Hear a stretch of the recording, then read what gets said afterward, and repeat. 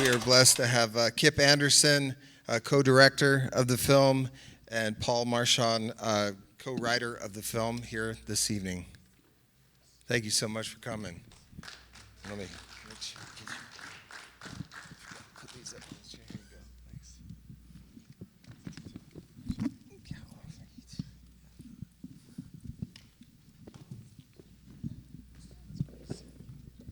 We're the Hat Club over here. People can't see our eyes. Got to look up a little bit. Wow, what an incredible film. I mean, on so many different levels. I don't exactly know where to start, but I have some notes. Let's just start with, what called you to making this film? What was the task? How did that happen? Yeah, so I was actually there in the front lines way back then. I was just out of college, and I started a microbrewery with a guy who's a lot older than me, and he wrote a book called Cannabis Alchemy. And when this was all going on, towards the end, when almost 2:15, right when it was getting passed, he's like, he was kind of a crazy guy. He's like, we got to move up there. We had to be a part of this. And so I'm like, okay.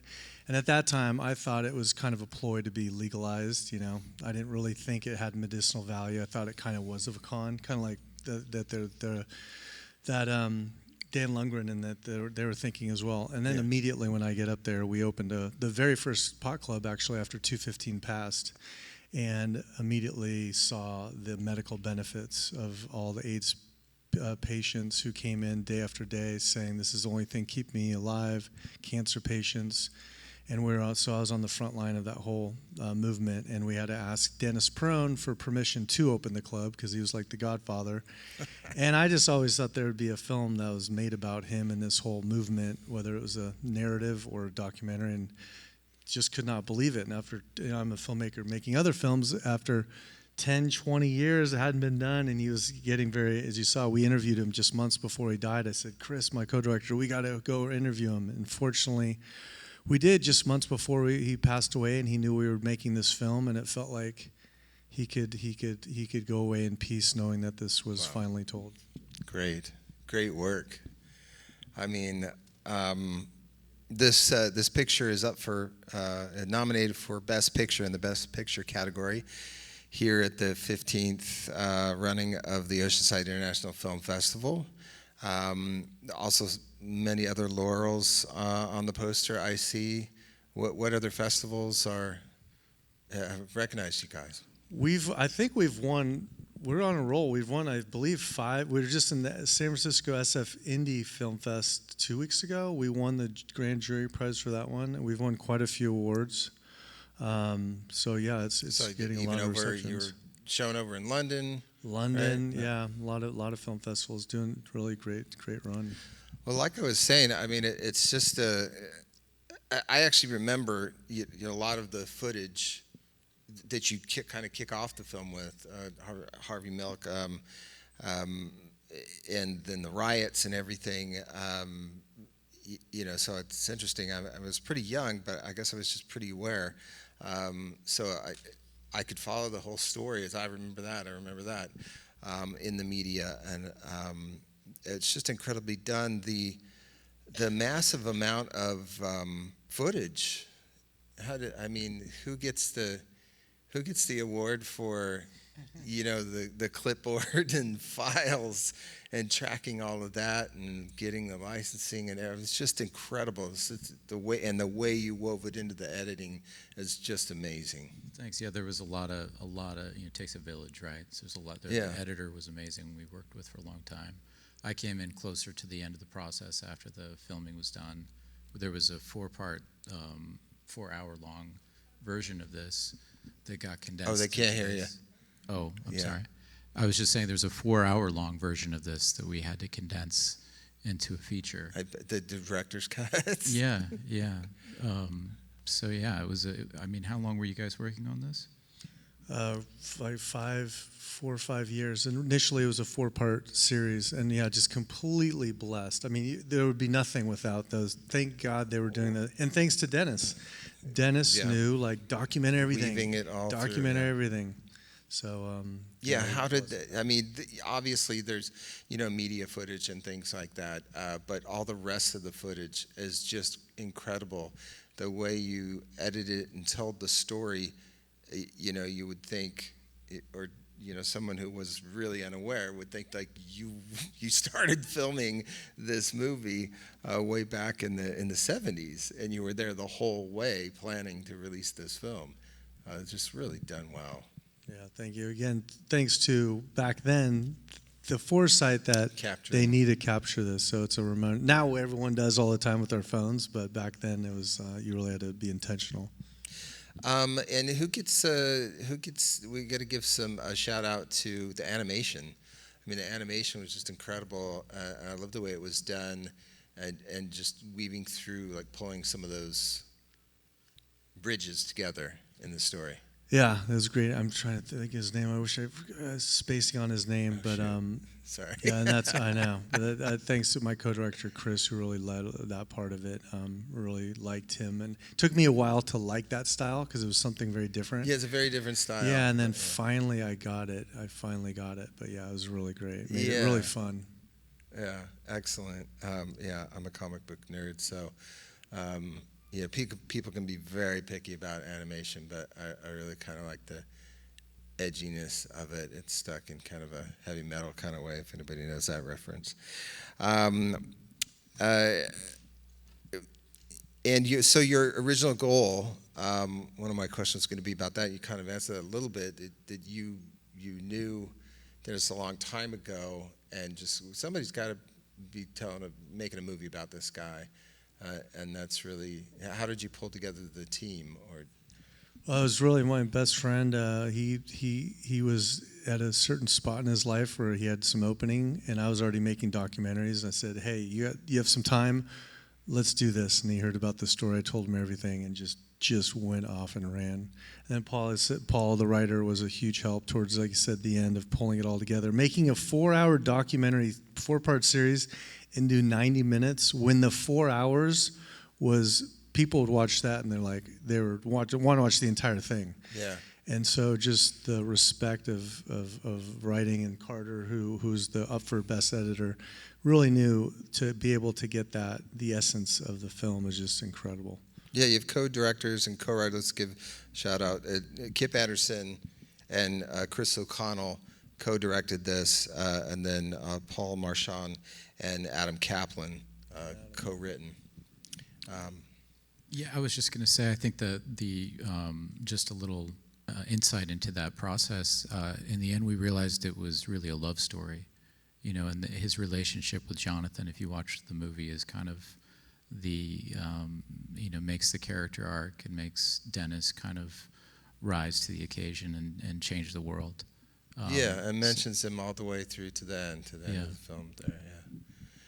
And so tell me, this 4-hour, is this something that is released or going to be released on streaming service or something like that? We have a 4-hour. It's a pretty good rough edit. The first hour, it was like hour and 10 minutes, almost this, but it was just the first part of 4.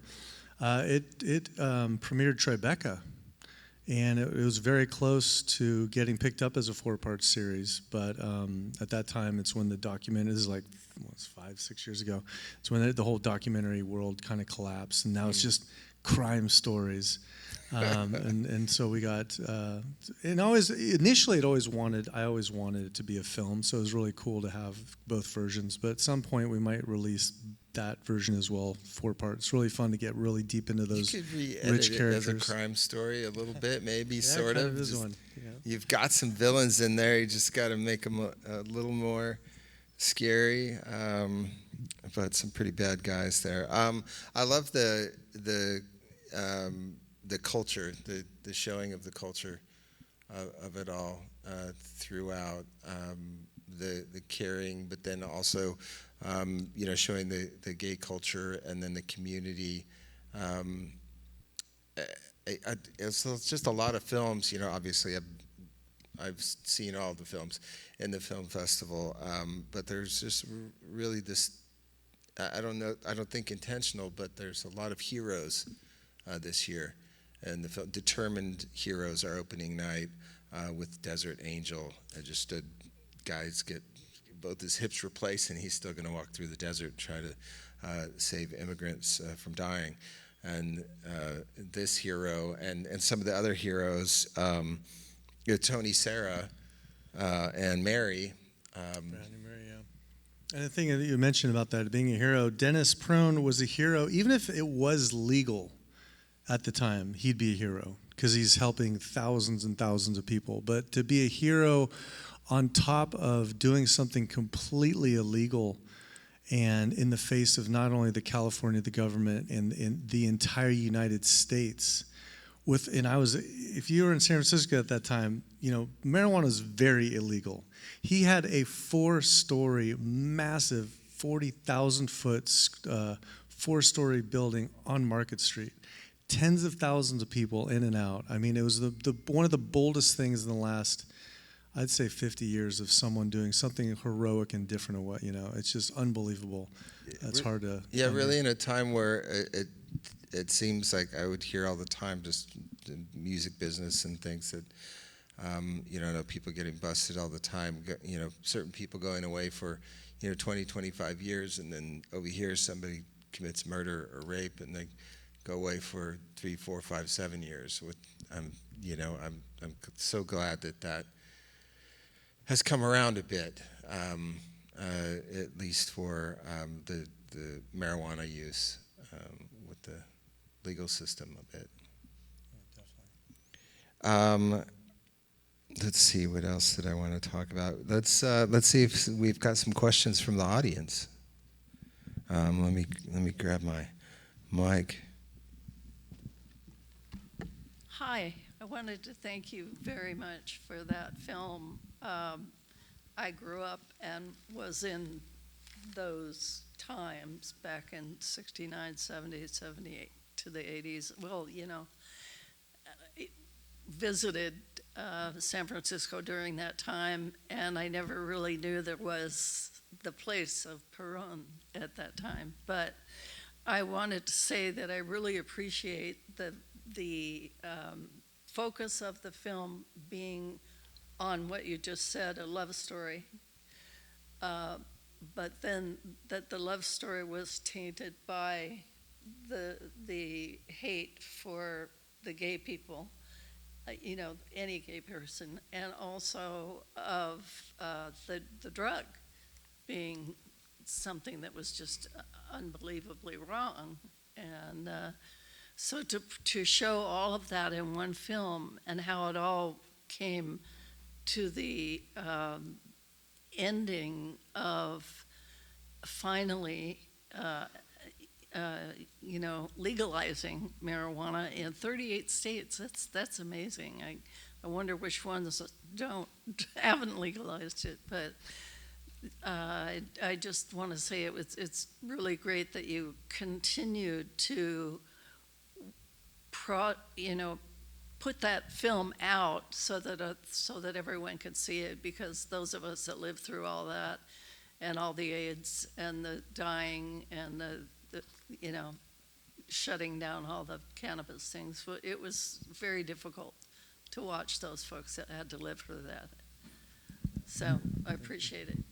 Thank you. That reminded me of something that was really inspiring in the film, especially nowadays with ICE and a lot of things that are happening. They're happening in every decade in different ways. That Dennis Prone fueled hate into love, and he literally used. There's longer interviews of Dennis Prone talking about Dan Lundgren, not in a hateful way. Like, he really appreciated that polarization of something coming at that negatively, and him, rather than fighting back with hate, which would have just exploded, literally transforming it into love.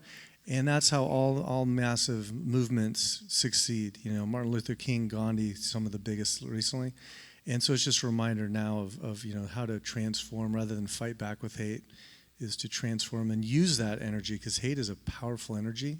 And if you can use it the way these masters do, it's like jiu-jitsu. So it's really inspiring. Love wins. Love wins. A beautiful film. And I mean, there's 1,000 compliments I'd like to bestow upon y'all now, but in a brief summary, like it's factual with so much compassion for all of the subjects, including the antagonists, it seems. And so I was curious, was that a conscious choice? Was that just the footage that you had? Because it seems as filmmakers, you just let them talk without any judgment. And I actually felt some compassion for their point of view too, even though like I knew they were the bad guys. Could you speak to that?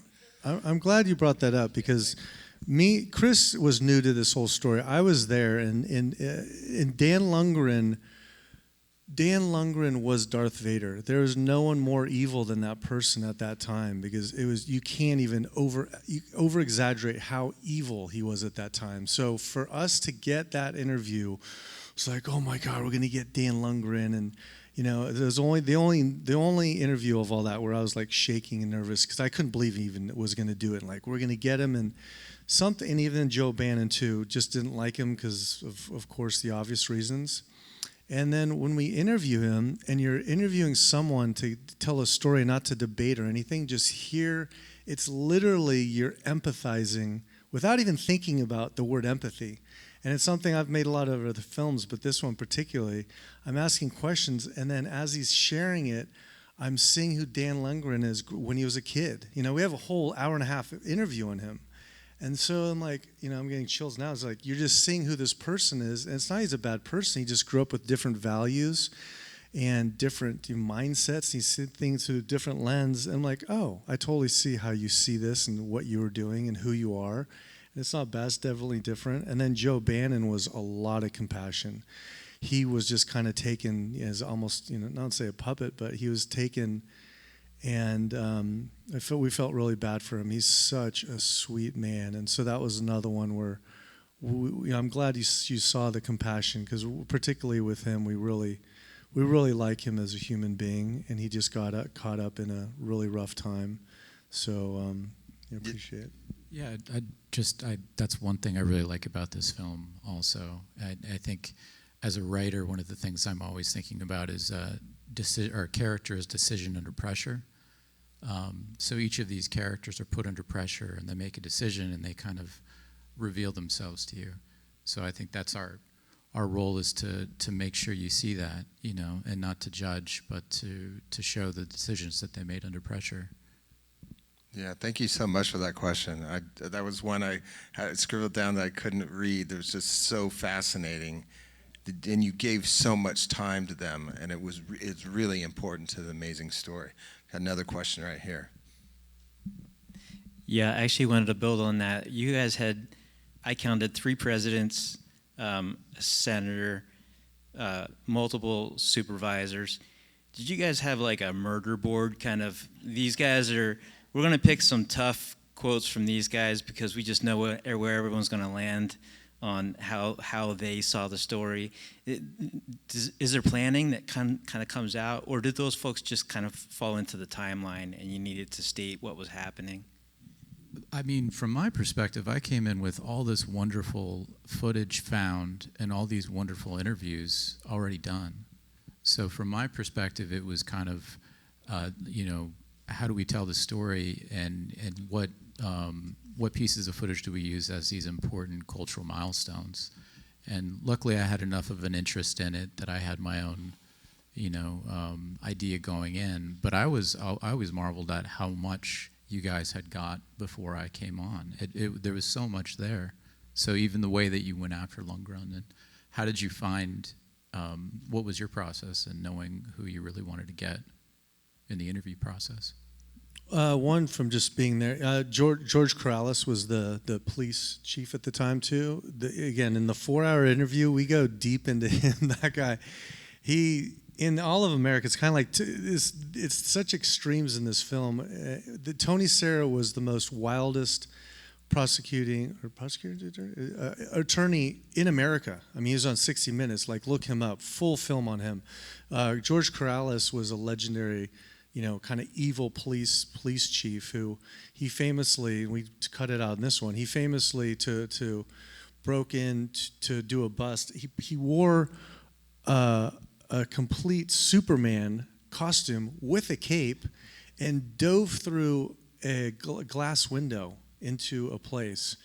The guy was crazy, but the characters, especially living through it, we just knew obviously who the main big ones are, and with Dan Lundgren being the big one, the Darth Vader, he was the big one. Another question up here.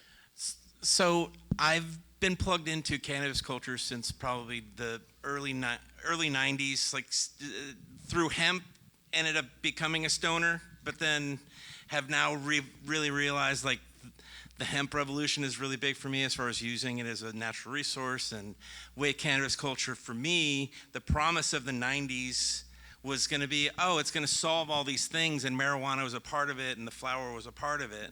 But I feel like it's been kind of diverted now with how much, like for me, it's like how much plastics and like all that stuff. So like legalization, sure, this film is really inspiring in regards to what I've lived through. Like there's a guy named Todd McCormick that was in San Diego that literally the SWAT, they were growing for an AIDS kind of house, so a couple of doors down in the University District in the mid-90s. Ended up SWAT takes them over. They found very little cannabis, but they literally shut down, very similarly to what was going on in San Francisco. So the parallels of that really ring true with me. I just I loved your work, and can't wait to see what's next for cannabis culture and how it's changing. There's only 12 states left that need legalization, as far as I'm concerned. So thank you for all the hard work that put together. I'm just awe-inspired, all of it. So ultimately, no real question other than just, power to us, and let's figure out how it is that we can put that into our culture differently than it has been in the past, because there's a lot of, just people's interpretation or ideas of cannabis culture is very far away from what I think it is, with empathy and caring and all that. Anyway, I digress. Yeah, no, I appreciate that. That's kind of another inspiration of being in the movement for so long, seeing how it became, especially a few years ago before it kind of like blew up, but jet airplanes and Ferraris and these cannabis club leaders. We were going to start the film with interviewing some of these big kind of Instagram famous influencer cannabis club owners who are just really rich, and interview them, and it's just gonna be like, hey, do you know how this got started? And they would say no or something, and just show a couple of these people just don't know the origins. And like anything, you really need to know the roots of the origins to know the future. There's some saying like that. So it's nice that this film is out, because when you do see it's rooted in compassion and medicine, and it's a sacred plant, you have a lot more respect for it. So I think it's definitely important. Thanks. So that Johnny's question inspired me to ask a couple more. What's next for this film? So next for this film is we just have a few more. We've done the whole film festival route. Now it's looking for a distributor and looking for the different options of distribution. So any notes on that, or any leads or whatever, we're feel free to reach out to us. Hit them up and let them know. What's next, or are you just still focused on this, or either of you, even if you're working on different projects? I do a lot of music documentaries, so it's anything character driven is what I'm into, and that's why what really resonated with this is just how great of a character he really is. And I'm just so surprised that this film isn't seen more places, because it is really a piece of history, and it's such an interesting. He's such a fascinating, unique trickster, in American history. What's your next project? Yeah, Paul's an Emmy-nominated writer and has done amazing, huge work. He did the Taylor Swift documentary, on and on and on. So he's a very busy person. I'm working on several films right now. Just keep, you can follow me. I like to, all my films, I don't say what they are until they're about. If you know my previous films, you'll know why. But but I'm working on a few films. You can follow me at Kip Andersen, Andersen on Instagram. We don't actually have a page for Join the Club. That's why I mentioned that. And I am Chris O'Connell is to follow to see what's next for us. Okay, great. Well, thank you so much for bringing your film Thanks to for having us. Oceanside Thank you into so our much. festival. Awesome. Thank you. Yeah.